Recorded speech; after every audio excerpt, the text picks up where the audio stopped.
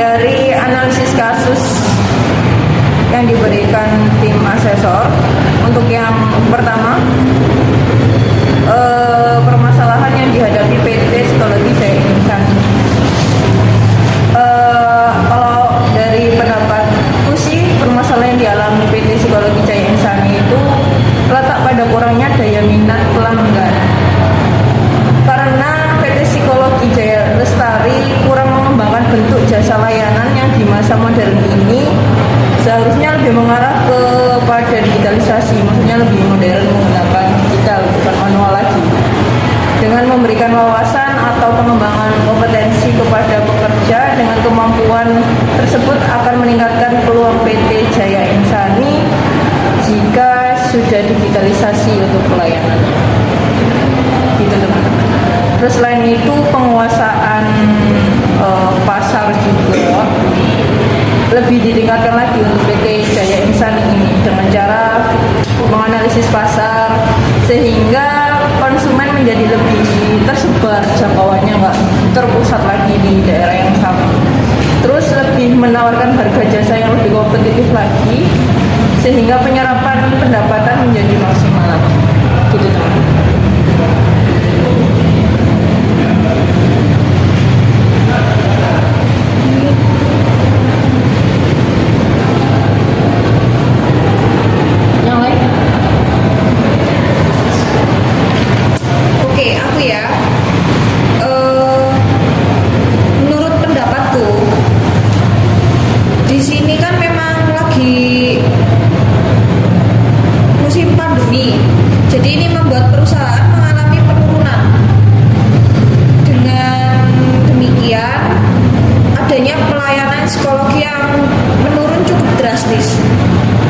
Dan di sini adanya kayak hubungan antara klien atau pelanggan ini juga kurang baik atau tidak stabil. Habis itu juga adanya kayak biaya yang harus dikeluarkan oleh perusahaan dalam meningkatkan sumber daya manusia. Di sini adanya karyawan yang mungkin kurang kompeten dalam bidangnya. Dengan demikian, perusahaan harus mengeluarkan biaya dalam meningkatkan sumber daya manusia atau mengembangkan kompetensi karyawannya.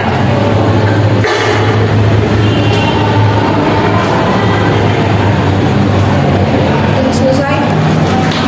Oke, kalau menurut saya sih, saya lebih setuju ke Mbak Anissa dengan meningkatkan skill tenaga kerja atau memberi pelatihan-pelatihan agar semua tenaga kerja bisa menangani pekerjaan masing-masing tanpa mengandalkan satu orang. Jadi kayak diminta untuk semuanya itu ahli dalam bidangnya masing-masing gitu. Yang lain?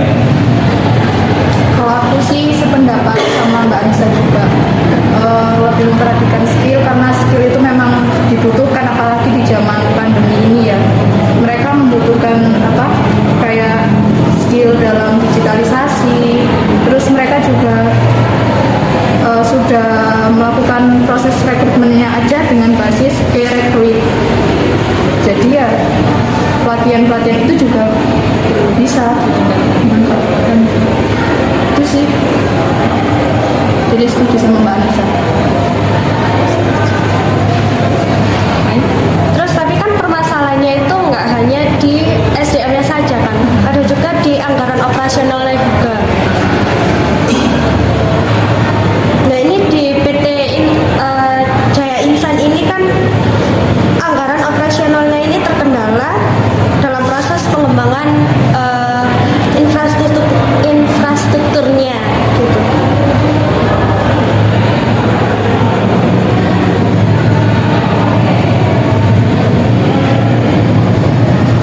Jadi bisa dikatakan juga di sini perusahaan harus mengeluarkan biaya lebih untuk pengembangan kompetensi karyawannya.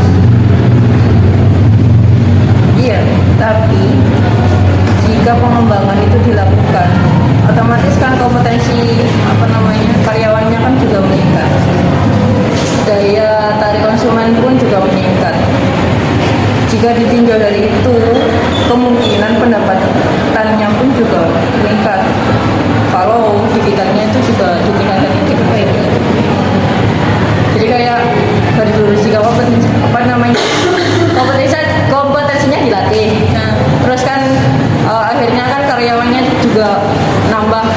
itunya apa skillnya juga nambah.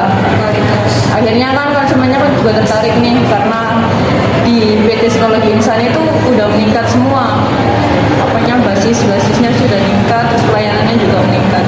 Jadi kemungkinan kalau kita tingkatkan kompetensi, perusahaan juga akan apa namanya mendapatkan pemasukannya juga.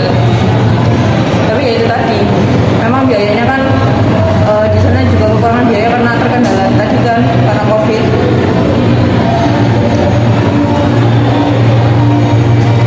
Kalau pendapat saya sih, PT Psikologi Jaya Insan itu harus melakukan manajemen manusia secara khusus agar meningkatkan sebuah perusahaan, mendapatkan dan mempertahankan karyawan yang memiliki kinerja baik dan dapat dipercaya dan memiliki motivasi tinggi sesuai kebutuhan yang diperlukan perusahaan.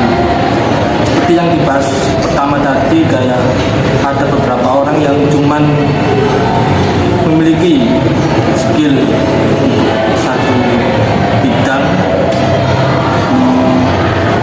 Jadi beberapa orang itu yang cuman bisa mengoperasikan kayak apa tadi digital kan cuman beberapa orang aja. Jadi perusahaan sih harus lebih apa ya, memetakan lagi untuk karyawannya yang memiliki skill-skill tertentu. Ada pendapatan soal masalah. Jadi kan sudah disebutkan yang pertama tadi kan tentang penerapan digitalisasi, terus peningkatan kompetensi karena adanya kurangnya kompetensi, terus kurangnya hubungan baik antara pelanggan, sama permasalahan anggaran operasional dan peningkatan manajemen manusianya. Ada yang lainnya ditambahkan?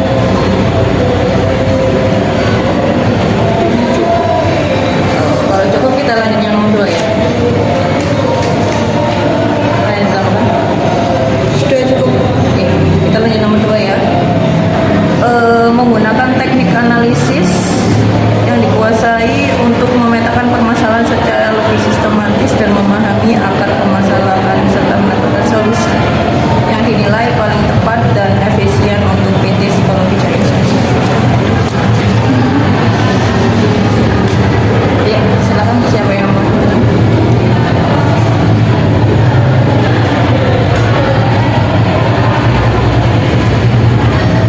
Kalau aku dari SDM-nya itu mereka kan kurang dalam menguasai teknologinya ya. Jadi hanya berpusat pada satu orang yang mengoperasikan. Jadi perusahaan itu perlu mempertimbangkan dalam proses rekrutmennya. Jadi ini kan PT-nya lebih ke lembaga jasa layanan psikologi. Pertimbangan mereka untuk meloloskan kandidat itu bukan hanya dari segi kemampuan dalam konseling, public speaking, tapi juga dalam mengoperasikan basis digital gitu loh. Jadi nanti biar pas mereka sudah keterima, itu mereka bisa mengoperasikan website-website yang sudah ada di perusahaan, biar mereka itu websitenya bisa berkembang, nggak hanya dioperasikan sama satu orang kayak gitu. Mungkin ada yang lain.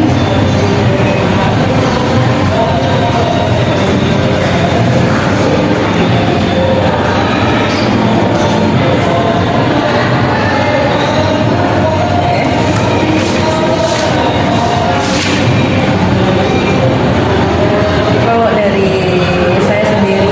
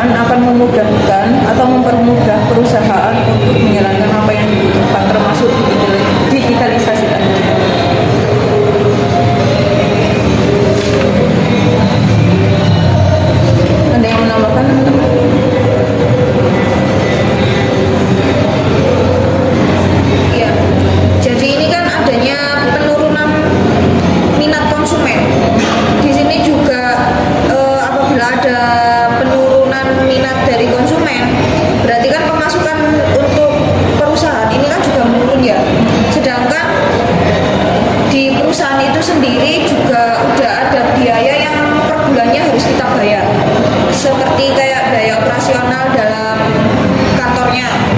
Nah, di sini juga saya juga setuju dengan Mbak Anissa, harus membenahi struktur operasional dalam keuangannya. Ya, kan ini kan seperti yang dikatakan sama Mbak Kiki, harus memperbaiki kompetensi atau kualitas karyawannya.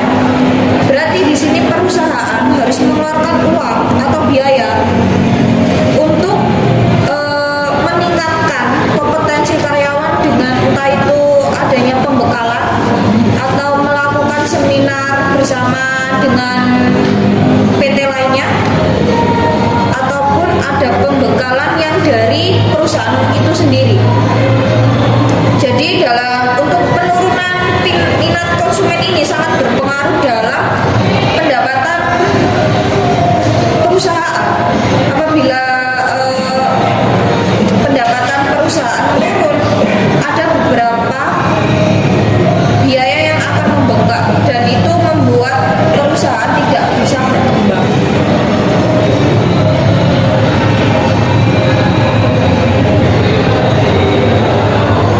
Apa yang ditambahkan lagi? Menurut saya itu teknik analisis yang digunakan itu menggunakan case analisis atau studi kasus dalam menganalisis dan menginterpretasi persoalan dalam perusahaan tersebut. Mungkin ada tambahan dari Mas Diki atau siapa?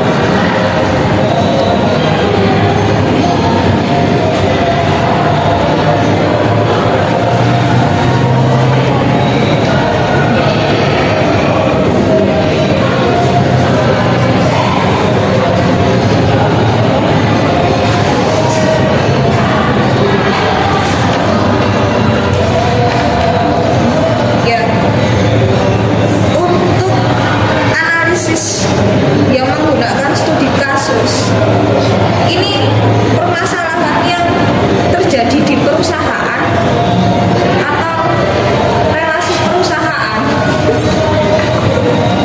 Untuk studi kasus ini yang permasalahan yang di perusahaannya.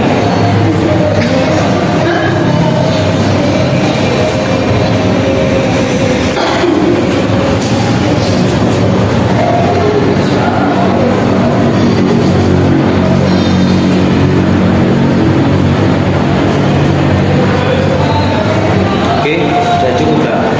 Ya, saya Kalau sudah cukup, kita lanjut ke soal yang terakhir. sebelum lanjut ya. Untuk yang nomor 2 tadi berarti permasalahannya itu dari rekrutmennya ya, Ki, ya. Permasalahan perbaiki ya. Masalah perbaikan untuk proses rekrutmennya ya. Terus yang kedua tadi kan masalah tadi ya, kebutuhan pembinaan konsumen, terus pengembangan digitalisasi, terus anggaran operasional, sama dari Mas Kolis itu yang studi kasus tentang perusahaan. Iya, tentang permasalahan perusahaan. Itu aja. Apa ada yang tambah lain? Permasalahan lain mungkin atau solusinya? Dan cukup. Dan cukup ya. Oke. Dilanjut yang nomor 3. Nomor 3, rekomendasi solusi yang jitu dan baik untuk dilaksanakan beserta langkah-langkah antisipasi dalam setiap solusi yang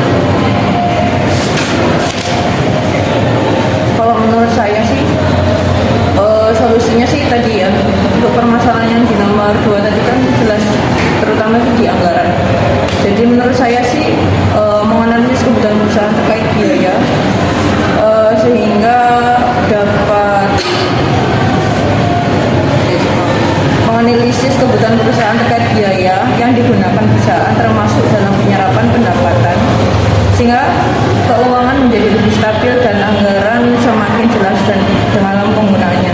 Jadi mungkin setiap bulan atau setiap periode tertentu itu ada evaluasi. Jadinya perusahaan itu tahu anggaran itu buat apa, termasuk buat pengembangan kompetensi. Jadi mereka siap-siap gitu loh. Ada anggaran tertentu buat pengembangan kompetensi, sehingga pengembangan kompetensi itu diadakannya nggak sekali dua kali. Tiap periode tertentu selalu ada. Jadinya mereka selalu ada peningkatan kompetensi itu setiap tahun. Terus untuk anggarannya sendiri sih itu tadi. Setiap penggunaan ada evaluasi, terus titik mana yang membebani perusahaan itu jadi tahu.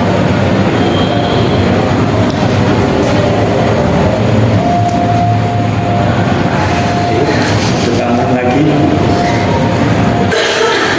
Ya, untuk soft skill atau kompeten karyawan ya, di sini saya lebih setuju ya untuk mengurangi karyawan yang kurang berkompeten. Dalam artian ketika kita mengurangi jumlah manpower di situ, perusahaan tidak akan mengeluarkan biaya untuk menggaji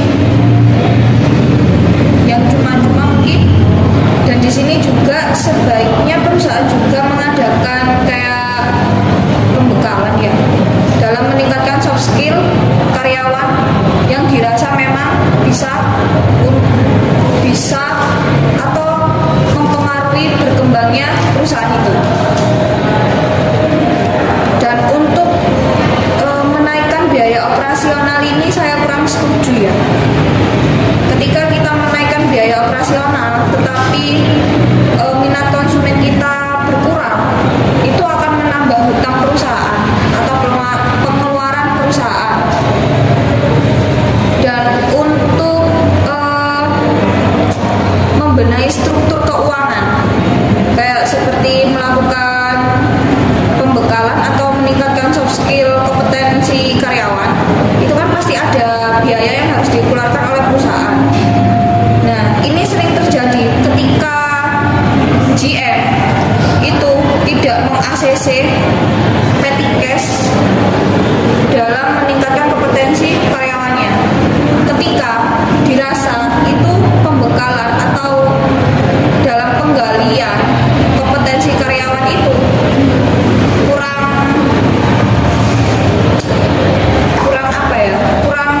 kurang menarik menurut GM-nya,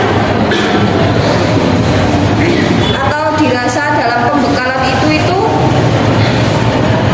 teori atau soft skill yang disampaikan pada karyawan itu tidak memenuhi kriteria yang diinginkan oleh perusahaan. Jadi di sini untuk membenahi struktur keuangannya itu sendiri harus ada persetujuan antara atasan atau GM dengan pihak keuangan. Jadi ketika atasan atau GM mengajukan untuk meningkatkan soft skill karyawan yang dituju, itu untuk biayanya bisa di-ACC oleh accounting.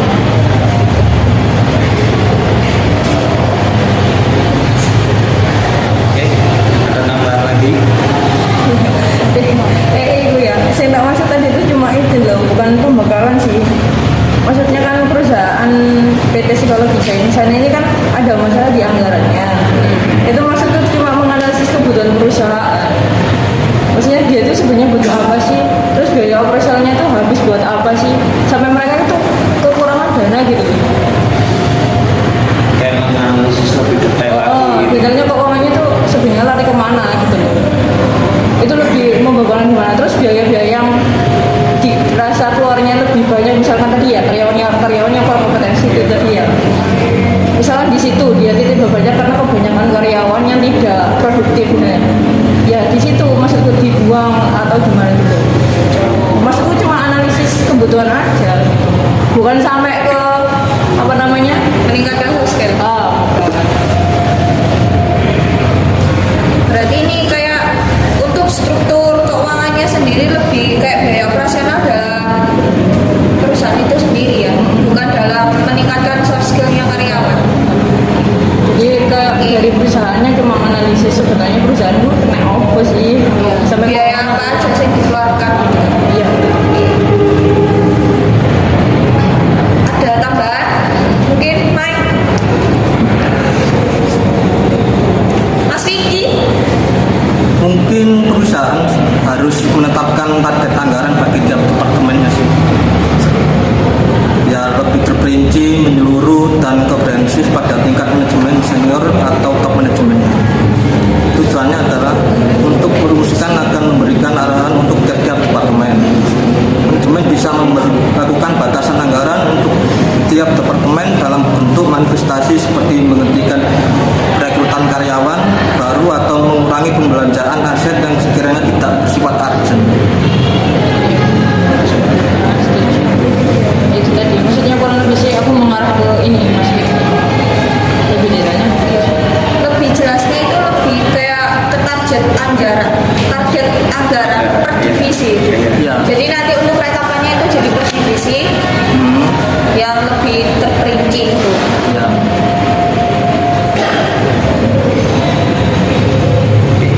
Sudah. Gimana? Apa ada tambahan lagi?